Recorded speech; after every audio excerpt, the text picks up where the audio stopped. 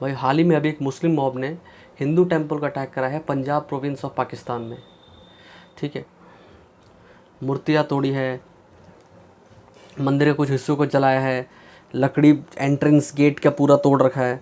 आप एंट्री में जाएंगे ना, इसमें देखेंगे कि भाई यहाँ पर भी कुछ लिखा हुआ है, मुस्लिम्स में कुछ लिखा हुआ है इनके उर्दू में, फिर भी इनको शर्म नहीं आई बिल्कुल भी। शिव जी की फ़ोटो है, इनके पास एक लकड़ी है इतनी बड़ी है, पता नहीं सारे मिल के कोऑर्डिनेशन में वो साथ मिल के तोड़ने पे लगे हुए हैं।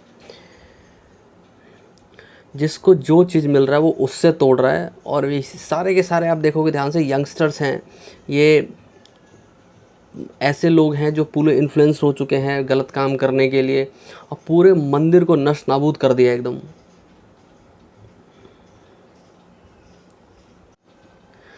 बंदे वीडियो बना रहे हैं, अलग अलग आइडल पे अपना लकड़ी हो गया, डंडा हो गया, तलवार हो गया, जो मिल रहा है वो अपना जो है चला रहे हैं। कोई शर्म नहीं है इनको, ना पाकिस्तानी गवर्नमेंट को कोई शर्म है कि इन लोगों को के प्रति एक्शन लिया जाए, इसको मॉब बोल दिया जाएगा। मतलब पूरे के पूरे आइडल को जो है पूरा तोड़ रहे हैं। वहाँ के हिंदुओं ने मिलकर अपना मंदिर बनाया होगा, अपने रिलीजन प्रैक्टिस कर रहे हैं, और ये स्थिति है वहाँ पर हिंदुओं की। और ये साला कुत्ता जो है इनका प्राइम मिनिस्टर इमरान खान हमें नसीहत देता है कि हम अपने माइनॉरिटीज़ के साथ क्या कर रहे हैं। मैं उससे बात करूँगा आगे, आज मैं अच्छे से खुल के बात करूँगा इस पर मैं इस वीडियो को देख के मुझे इतना बुरा, इतना गुस्सा चढ़ रहा है कि क्या समय आ चुका है। जो इनके हाथ में आ रहा है, बॉक्स डब्बा जो भी है, आप इससे ये अंदाज़ा लगा सकते हो कि जब ये लोग ये हरकतें कर सकते हैं, मंदिर में घुस के इतना नस्तानाबूद कर सकते हैं, तो वहाँ के लोग जो हिंदू रह रहे होंगे उनमें कितना डर होगा। ये वीडियो मैं एंड में भी डाल दूँगा, आप इसको इसकी एक्चुअल रिकॉर्डिंग में भी सुन सकते हो। मुझे कुछ बात करनी है, बहुत इंपॉर्टेंट बात करनी है अपने मुस्लिम भाइयों से। हिंदू और हिंदुओं की क्या हालत है पाकिस्तान में, ये आप इससे अंदाज़ा तो लगा ही सकते हो। जहाँ इतने ओपनली तरीके से मंदिर को ऐसे वैंडलाइज करा जा सकता है, उस देश में रिलीजन टॉलरेंस कितना होगा। फन फैक्ट बताऊं कि जो पाकिस्तान का फ्लैग है उसमें एक वाइट स्ट्रिप भी रहता है। वो पता है क्या रिप्रेजेंट करता है? माइनॉरिटीज़ रिप्रेजेंट करता है। उसका भी एक अच्छा खासा हिस्सा है। इन पाकिस्तानियों को उस स्ट्रिप को ना बस एक पतली सी लाइन रख देनी चाहिए या मिटाई देना चाहिए। 1947 में हिंदूज 12.9% थे पाकिस्तान में, और अभी पता है कितने हो गए? 2.14% ऑफ पाकिस्तान पॉपुलेशन। सच बताऊँ ना तो ये तो माननी पड़ेगी भाइयों, जहाँ भी मुस्लिम्स मेजॉरिटी में है ना, वहाँ माइनॉरिटी पीसफुल तरीके से रह नहीं सकता। रह सकता है पर उनके टर्म्स पर, उनके तौर तरीक़ों से, ये बात तो है। Except a few countries. Dubai में रिलीजियस टॉलरेंस है, बहुत है बाकी मुस्लिम कंट्रीज़ के कंपैरिजन में, but still not up to the level. UAE में एक इंसिडेंट बताता हूँ, वैसे तो बहुत इंसिडेंट्स हैं पर मैं एक आपको बताता हूँ। यूएई में एक बिजनेस वूमेन को माफ़ी मांगनी पड़ी, पता है क्यों? क्योंकि उन्होंने एक पोएम लिखा जिसमें उन्होंने इतना बोला कि लोग कोरोना वायरस रेस्ट्रिक्शंस को नहीं मान रहे हैं भगवान के नाम पर। उन्होंने अपने दिल की बात रखी, और फिर दुबई लॉ के हिसाब से इनको ब्लास्फेमी के अंदर डाल के इनको माफ़ी मांगनी पड़ी due to hurting religious sentiments. Poem का नाम था विधि जन्मान, ये मलयाली में लिखा गया था, जिसका मतलब है फूल्स लाइफ। सोहन रॉय ने लिखा था। इतना तो प्रोग्रेसिव है दुबई हमारा भी। पर मैं कभी कभी ये सोचता हूँ कि जब ऐसी वीडियोस आएंगी तो कहीं ना कहीं इंडियन मुस्लिम्स भी तो इससे इन्फ्लुएंस हो जाएंगे। अब ये मत बोलो कि इंडियन मुस्लिम्स पाकिस्तान मुस्लिम्स अलग अलग हैं, कंपैरिजन कैसे ड्रॉ कर लिया। तो उन सबको मैं ये कहना चाहूँगा कि दोनों कंट्रीज़ के मुस्लिम्स हैं तो अलग अलग, पर दोनों कैसे पहुँच जाते हैं आईएसआईएस में। सो अलग तो हैं पर आइडियोलॉजी कहीं ना कहीं सेम है। वो सेम आइडियोलॉजी को फॉलो करते हैं, जो कि है वायलेंस का। सो इतने मुस्लिम मेजॉरिटी में से कोई ना कोई तो इन्फ्लुएंस हो ही जाएगा।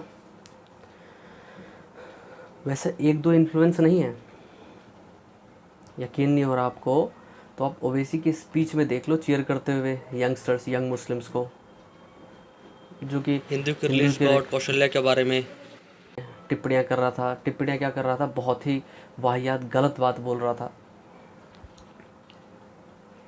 और उस पर लोग बहुत चीयर कर रहे थे उसको।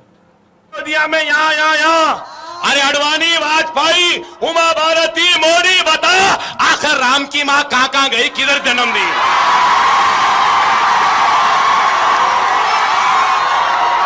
कहाँ जन्म दिए? हमारे परमजीत ओवैसी। ये पता है क्यों हो रहा है ये? पाकिस्तान की तो बात मैं नहीं करूँगा क्योंकि उनका इंटरनल मैटर है, पर अपने इंडिया की बात करूँगा मैं आज। इंडियन मुस्लिम से आपसे बात कर रहा हूँ। आपने जय हिंद से पहले अल्लाह अकबर रखा, इसलिए जय श्री राम लोगों को रखना पड़ रहा है। लोग तो जय हिंद बोल रहे थे, भारत माता की जय कह रहे थे, आप अल्लाह अकबर कर रहे थे। आप करिए, कोई दिक्कत नहीं है, पर जब आप अपना रिलीजन घर से उठाकर बाहर लेके आ रहे हैं और अल्लाह अकबर कर रहे हैं, इसके रिटेलिएशन में जय श्री राम लोगों को करना पड़ गया।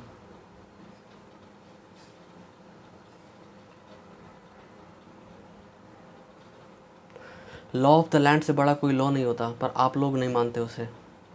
जब इतना हिंदू मुस्लिम नहीं होता था, जब ऑलमोस्ट सब सही चल रहा था, तब आप लोग इंडियन कॉन्स्टिट्यूशन की जगह अपना सेपरेट कॉन्स्टिट्यूशन मांग रहे थे इन द नेम ऑफ शरिया कानून। क्या कॉन्स्टिट्यूशन लिखते समय मौलाना अबुल कलाम आज़ाद, जो कि एजुकेशन मिनिस्टर भी थे, उन्होंने तो नहीं कहा था कि भाई उनको शरिया कानून चाहिए? या हमारे फ्रीडम फाइटर अशफाकुल्ला खान ने तो नहीं कहा था कि आज़ादी के बाद शरिया कानून भारत का कानून होगा और आपको शरिया कानून चाहिए? पर नाउ जब हिंदू मुस्लिम इतना हो रहा है तो आपको इंडियन कॉन्स्टिट्यूशन में इतना विश्वास बढ़ गया। ये जो ओवैसी है ना, ये इंडियन कॉन्स्टिट्यूशन करते रहते हैं। उस टाइम में कंडेम करना भूल गए थे कि there should not be any parallel constitution apart from one Indian constitution. किस देश में है,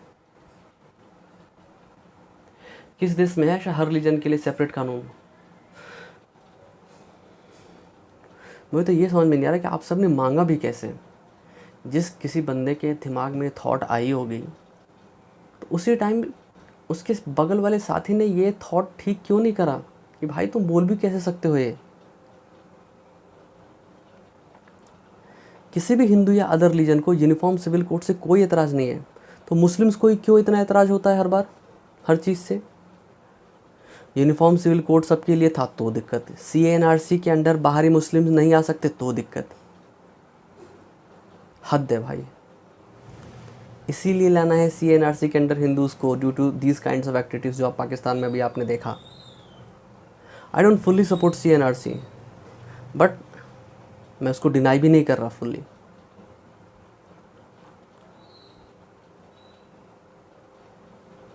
और एक जो ये Indian Muslim personal law board है, ये शरिया लाना चाह रही है। क्यों भाई? तुम स्पेशल हो, इतने स्पेशल हो तो वीज़ा लगा के जाओ ना। वैसे भी तुम्हारे बच्चे सारे सऊदी, कतर, दुबई यही सब तो रहते हैं, तुम वहीं जाके रह लो। तुम यहाँ पर क्यों रहना चाह रहे हो फिर? कभी तुम किसी चीज़ के लिए प्रोटेस्ट करने लग जाते हो, कभी तुम्हारा किसी चीज़ पे मन करता है तो उन पर फतवा जारी कर देते हो। बेवकूफ़ हो गया। ये वीडियो मैं मुस्लिम भाइयों के लिए बना रहा हूँ कि इंडिया की इम्पोर्टेंस समझो, उसे प्रोटेक्ट करो, उसे एम्ब्रेस करो, उसके अगेंस्ट कॉन्स्पिरेसी मत रचो। मैं सबकी बात नहीं कर रहा हूँ, पर बहुत हैं फिर भी। नहीं है यकीन आपको? मैं बताऊँगा, अभी आगे बताऊँगा आपको इंस्टेंसेस।